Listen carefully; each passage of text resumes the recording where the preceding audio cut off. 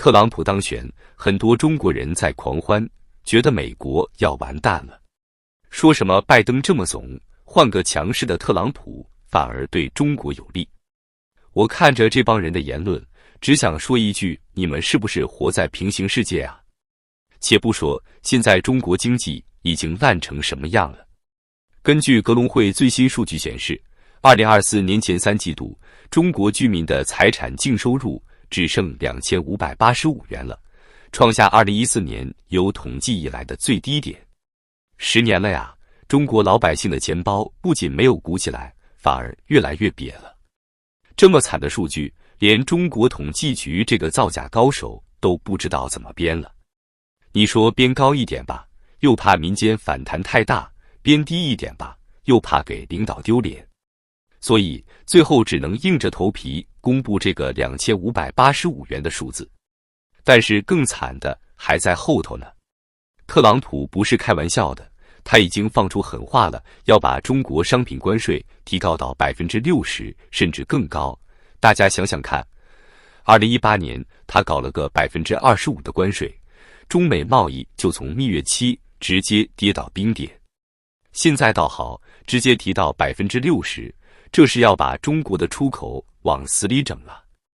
我们来算算这笔账，去年中国对美国出口5003亿美元，占总出口的 15%。如果关税提到 60%， 这些商品的成本直接翻1倍还多，还怎么在美国市场卖得动？更别提现在东南亚、印度这些竞争对手都在虎视眈眈地等着抢市场呢。有人说了，没事，咱们把关税转嫁给美国消费者不就得了？我只能说 too young too simple。 60% 的关税，你觉得美国消费者能全部买单？别做梦了。就算他们能承担一半，剩下的 30% 也够中国企业喝一壶的了。而且特朗普这个人啊，最喜欢打人不打脸面。他说要对所有外国商品征收 20% 的关税。这一招玩得高啊，不仅整中国，连欧洲、日本这些美国盟友也不放过。结果呢，整个国际市场都会陷入混乱，价格体系全部重新洗牌。在这种情况下，中国不仅要面对美国市场的萎缩，连其他市场都可能受到连带影响。特朗普上台后威胁要征收 60% 关税，其实早就打破了中国政府编织的朋友圈神话。你看看，当年中国领导人还在说中美之间没有任何问题是不能谈的，结果特朗普直接就给你来个狠的。但是关税可能只是个开始，特朗普这次回来准备的可是组合拳啊。最要命的是什么？是能源问题。大家想啊，中国作为世界第1大原油进口国，每年光是进口原油就要花掉几千亿美元。现在特朗普要对伊朗卡脖子，这可就捏住中国的命门了。为什么这么说呢？咱们先看数据，中国现在每年从伊朗进口的石油占总进口量的 13%， 听起来好像不多是不是？但是大家要知道，这批石油可是在打折的情况下买来的。就好比你平时买100块钱的东西，现在只要70块钱就能拿下。这么便宜的好事，以后怕是很难再有了。为什么？因为特朗普对伊朗那是真的狠啊。早在2018年他第一个任期的时候，就把伊朗石油给制裁了。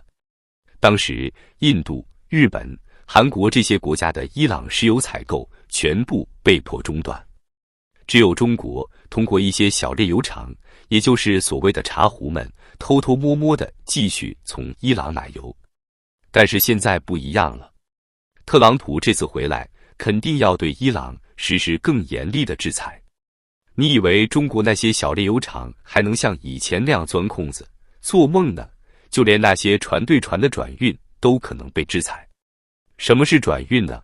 就是把伊朗的油先倒到另一艘船上，然后假装这批油是从马来西亚或者阿曼来的。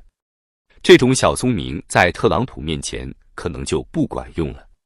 有专家预测，如果特朗普真的对伊朗实施最严厉的制裁，全球油价肯定会上涨。那些靠着便宜伊朗油苦苦支撑的中国小炼油厂可能会出现大面积亏损。数据显示，现在这些小炼油厂今年前10个月从伊朗进口的原油比去年增长了30%。这说明什么？说明他们已经对便宜的伊朗油上瘾了呀。再看看中国现在的经济状况，德国的媒体都说了，北京现在是摸着石头过河。说白了就是没招了嘛。中国天天讲国家安全，结果把民营企业都吓跑了。现在好了，外部的石油供应要被卡，内部的经济又不景气，这日子还真是越过越回去了。我觉得最搞笑的是什么？是那些还在期待政府出台大规模救市政策的人。拜托，现在连统计局的数据都已经难看成这样了，还指望政府能拿出多少钱来？就算有钱，你看看现在的楼市就知道，砸钱根本解决不了根本问题。而且啊，特朗普这次回来可不是一个人回来的，马斯克可是出了大力帮他竞选，一出手就是每天100万美元的抽奖活动。结果特朗普一当选，特斯拉的股价立马涨了15%，马斯克直接赚了200多亿美元。这说明什么？说明特朗普和马斯克之间肯定有某种默契。问题是，马斯克在中国可是有特斯拉工厂的，你猜他会不会在中美之间当和事佬？反正我看悬。马斯克这个人精明着呢，他肯定会跟着特朗普的步调走。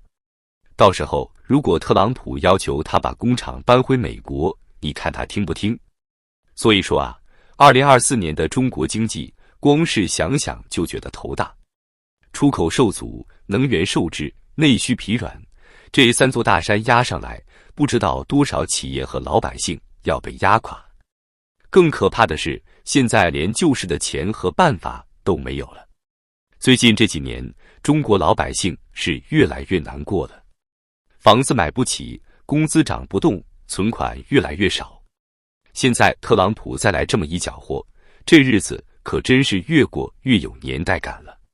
想当年改革开放说要让一部分人先富起来，现在看来不是让一部分人先富，而是让所有人一起穷啊。现在回过头看看中国这几年的经济困境，哪一个不是自己做出来的？房地产烂尾楼900万套，这是官方数字，外媒统计说有2000万套，这差距也太大了吧。就算按官方的900万套算，现在说完成了246万套，那也就才完成不到1/3呀。而且大家发现没有，全国烂尾楼最严重的郑州，一共106个烂尾楼盘，涉及60万居民。年初定的目标是完成6万套，结果现在连个进度通报都没有。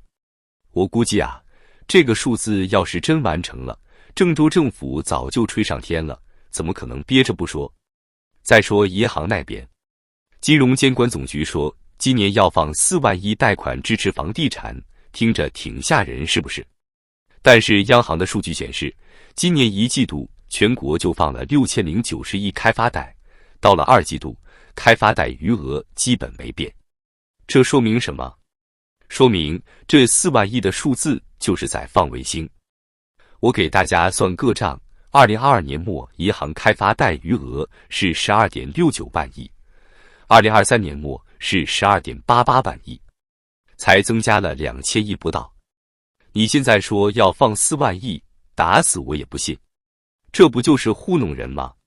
说到这儿啊，我不得不提一个更严重的问题，台海局势。特朗普这个人啊，嘴上说跟中国领导人是好朋友，其实心里门儿清着呢。你看他第一个任期的时候，中国不就被整得服服帖帖的吗？现在中国这个经济形势，说白了就是内忧外患。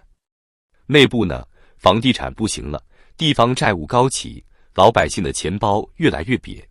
外部呢，特朗普要回来了，60%的关税等着呢。伊朗的廉价石油也要断了。这种内外交困的局面，你说北京怎么办？所以我看啊，今年这2585元的家庭净收入，明年能保住就得烧高香了。毕竟在特朗普的高压之下，这个数字还能不能撑住都是个问题。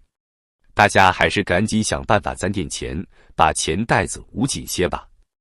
这趟经济的过山车，踏实要把不少人甩出去，恐怕会让中国经济更加雪上加霜啊。